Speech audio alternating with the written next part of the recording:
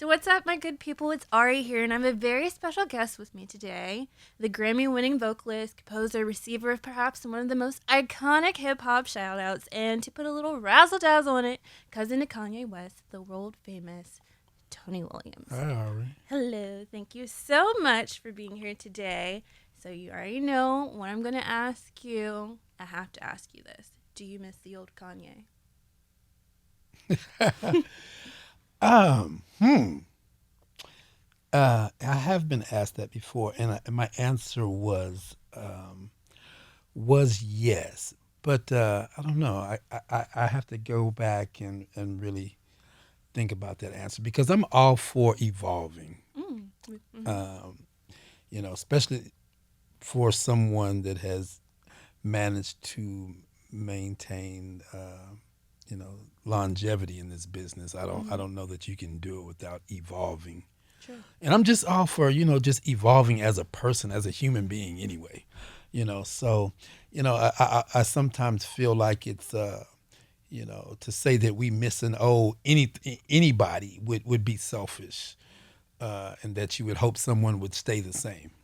Hmm. So you know what I'm saying? So in that respect, I'm just all for growth and evolution and just constantly reaching new frontiers and whatever it is you're doing. So yeah, I miss the old Kanye, but I'm digging whatever comes next with from anybody. So I'll take it how it comes. You know what? We love a nice growth moment, a little Of a little course, evolution, of as you course. said. We appreciate that.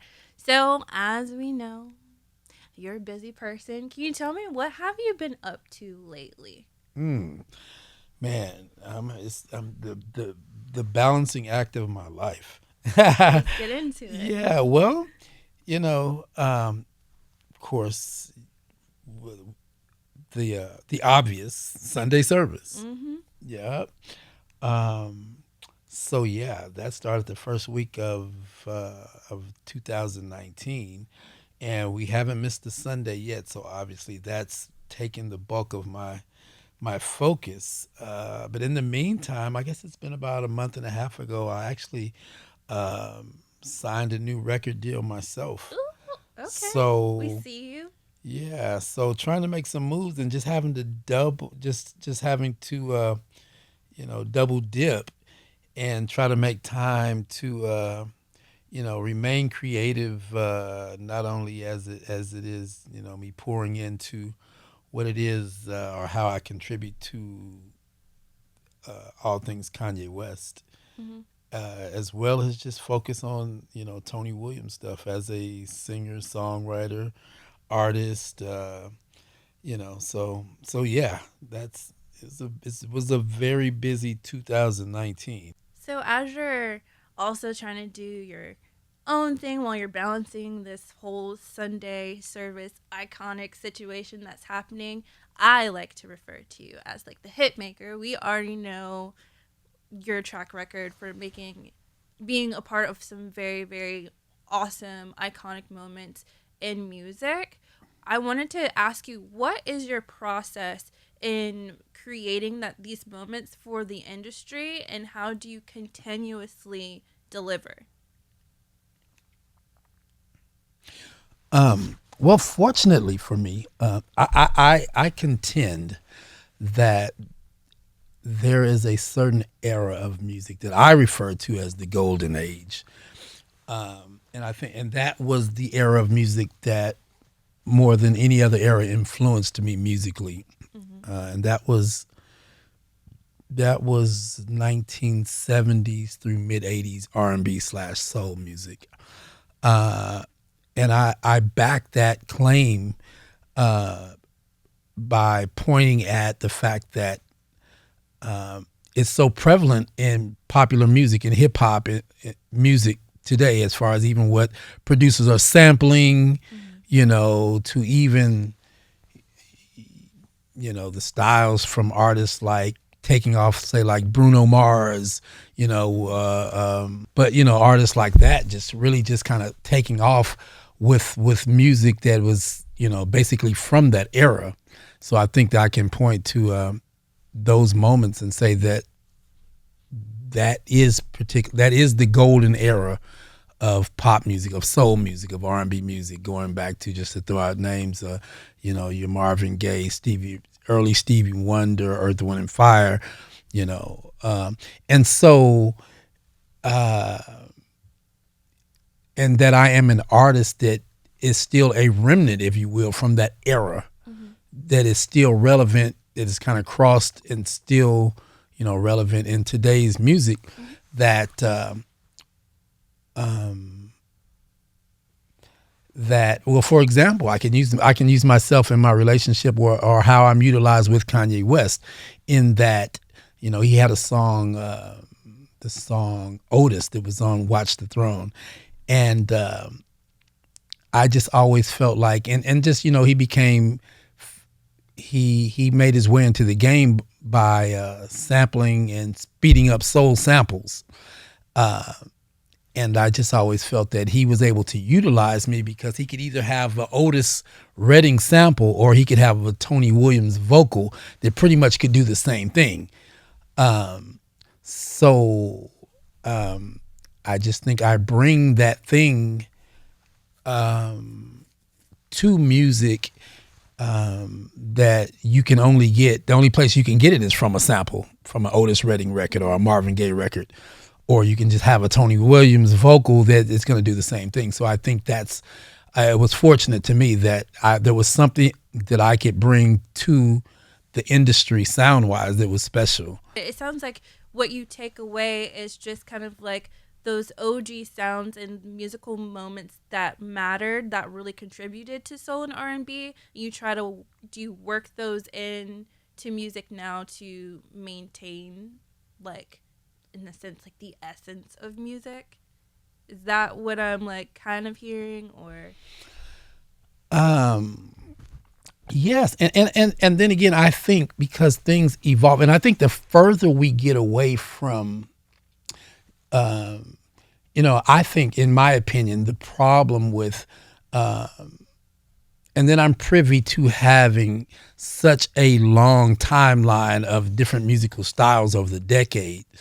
Um, During the '90s, or even late '80s into '90s, while it was happening, we thought it was a great thing, and it was a time of experimentation, because technology came about, and there was just new sounds, new sonics that we have never heard. I like to describe it as uh, a time when it was like, let's press this button and see what happens. Mm-hmm. And music was kind of built on that. And I think the more technology takes over, the further away we get away from pureness and realness. Mm-hmm. And I think just humanly, we long for that innately.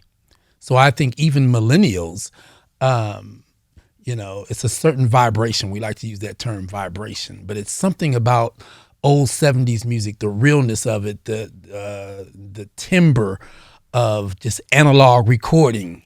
That when you hear it, your body, your mind and your body, your being connects with it just naturally, and it's something that you seek and you want more of. Although, and like I say, the further we get away from it, and the more technology takes over, the more our being kind of is drawn to it.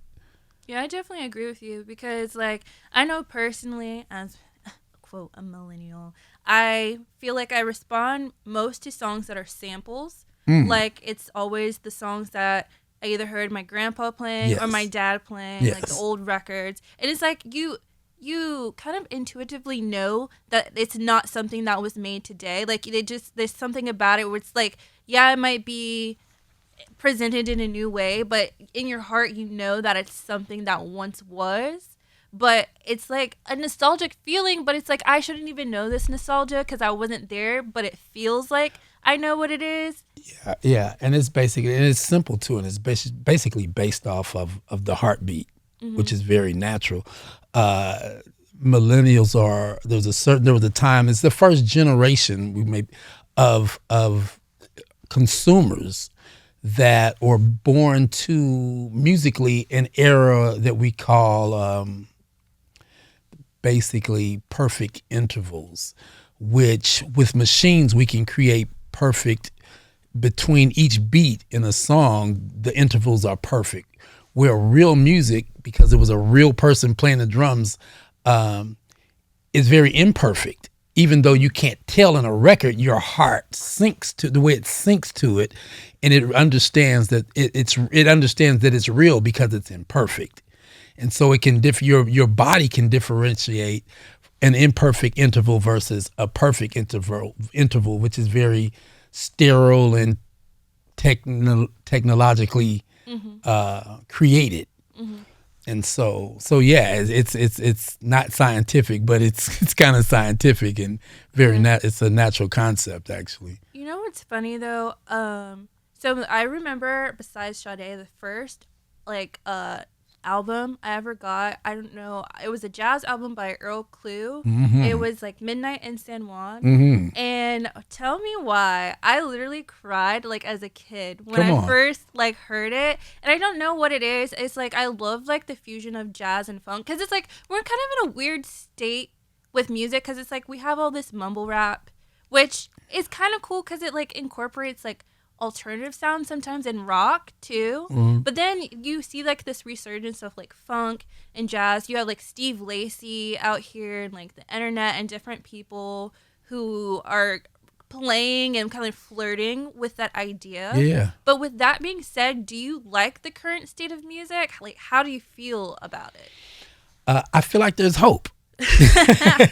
No, and actually, I heard a song on the radio today, and I rarely listen to mainstream radio, and it was interesting because I wasn't influenced in that I didn't know who the artist was that I was listening to, and when the song went off, I was like, man, who was that? I really liked that song, Mm-hmm. and so I looked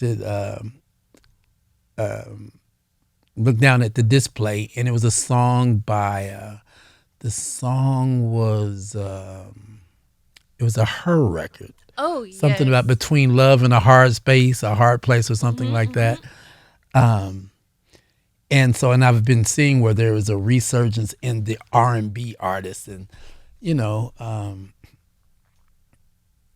and I guess it's like for lack of a better way of putting it, like neo R&B. Like there was R&B, but it wasn't like pure old R&B, and I think that the real R&B is kind of coming back through these artists like her and Do you like Ari Lennox?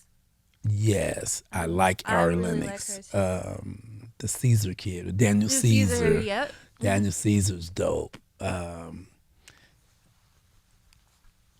keep trying.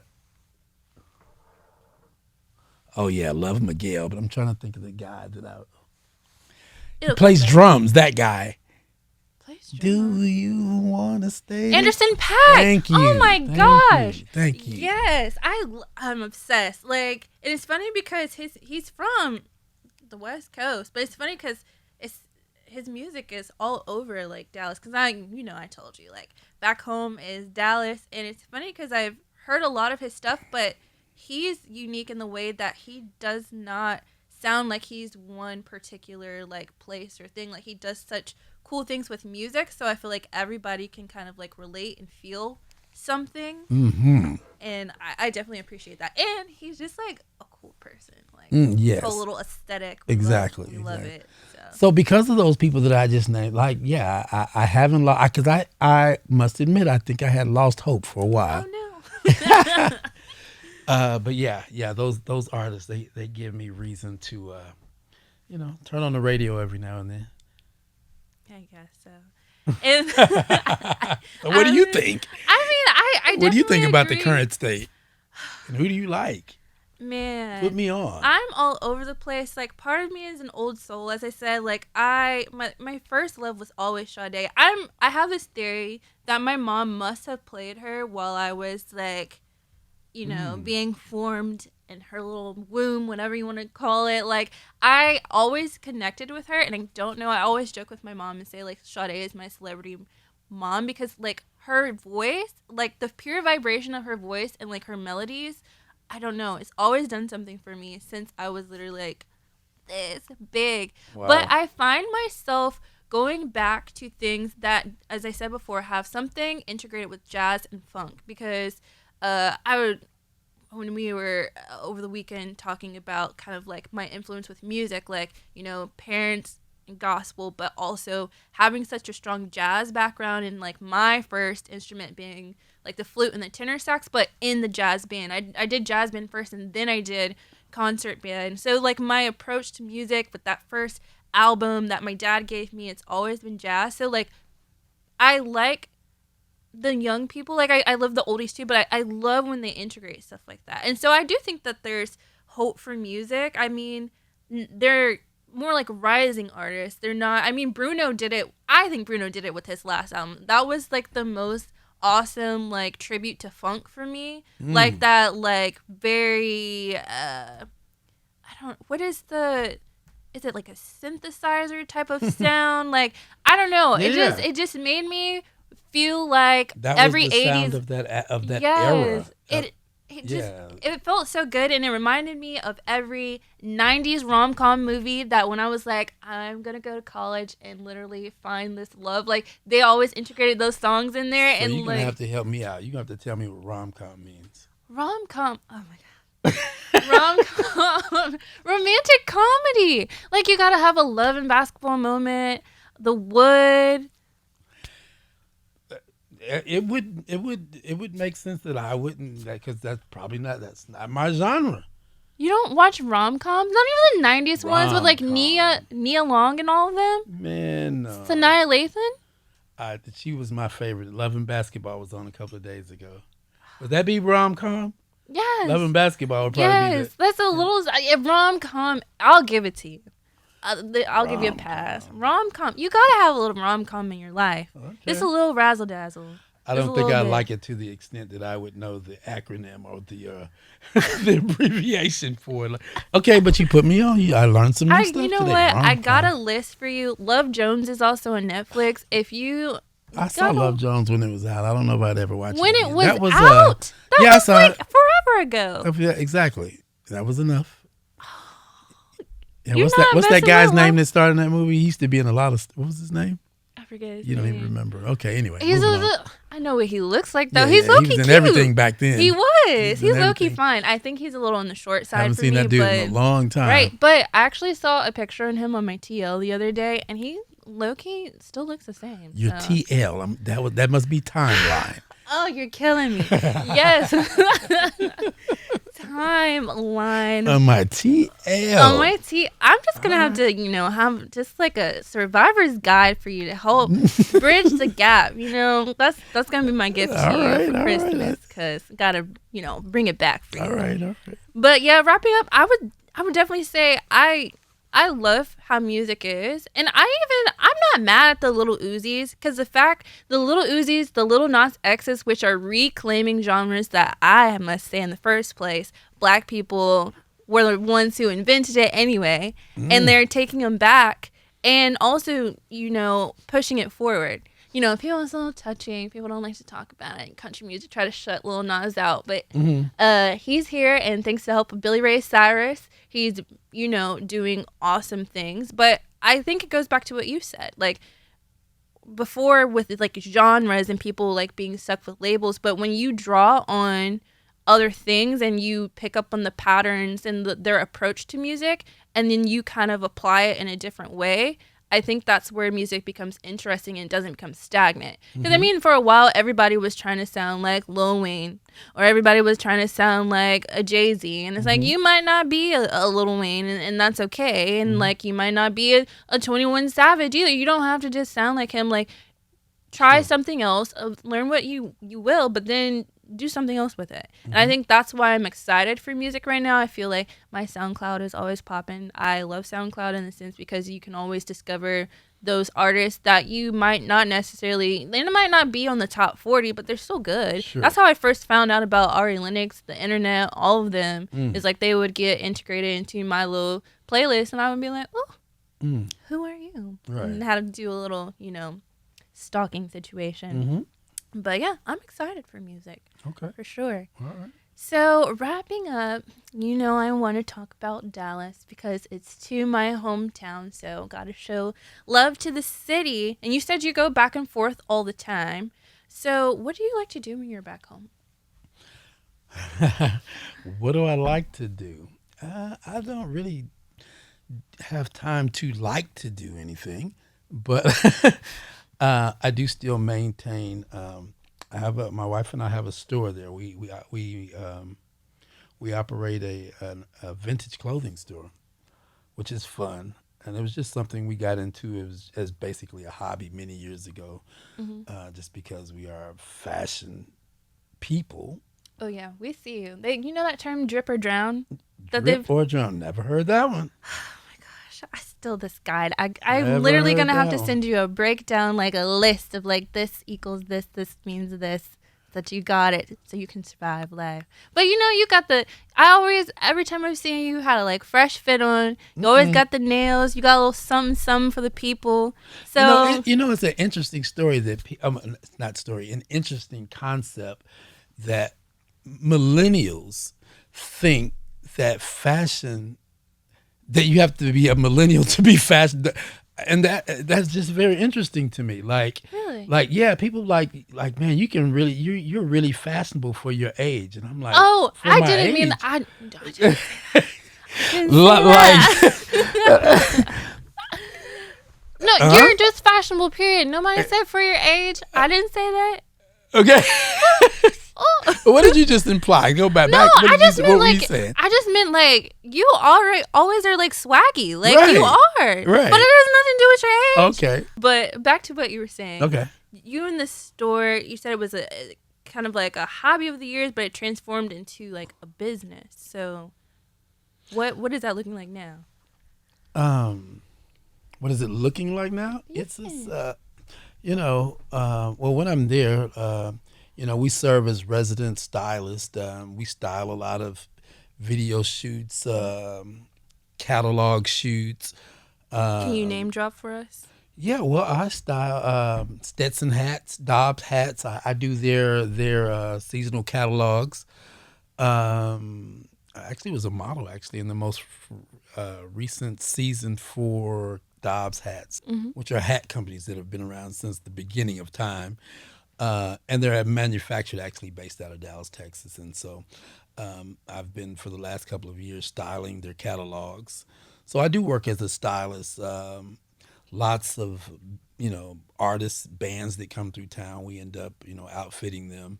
So it was just a fun thing. Just many years ago, I had an aunt here in LA that owned a vintage store. So that's when I first got my sense of, you know, vintage shopping. And then when I first started getting into my first bands early on, like way back, we would of course go into vintage stores. And this is way before vintage shopping was popular as young people.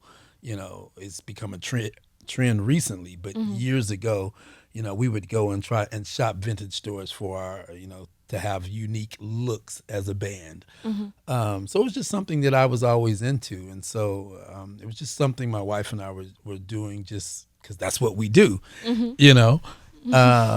And it's probably 8 or 10 years ago we've been operating it, and so yeah, it just went from a hobby. We figured if we and so what happened was we had amassed so much things we were like, okay, maybe we need to sell this stuff. Mm-hmm. So then that's kind of how we birthed it, and we've been doing it for about 10 years now. And where is it located? Uh, Might be something to do. Dallas, Texas. Actually, we have a location in Dallas, Texas, and Fort Worth, Texas. Oh, okay.